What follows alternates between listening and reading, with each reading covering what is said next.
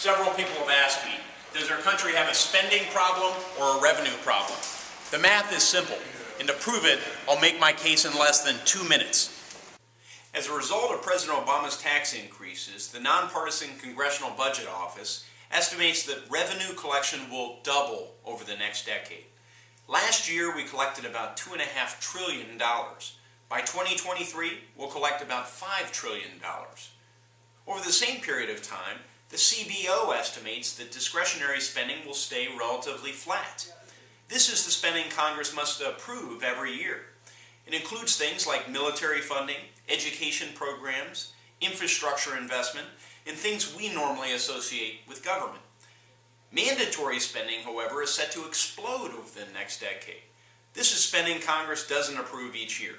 It's programs like Medicare and Social Security.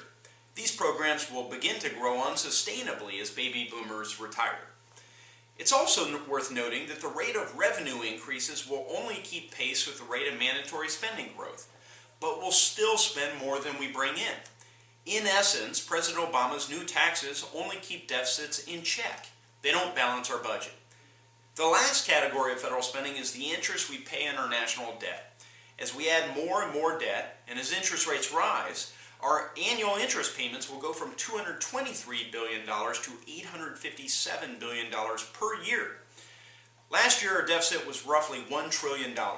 Because of the increase in mandatory spending and rapid rise in interest rates, our deficit in 10 years will still be roughly $1 trillion. If revenues will double in 10 years, and we still have trillion-dollar deficits, it's clear that Washington has a spending problem. Thanks for taking 2 minutes to watch.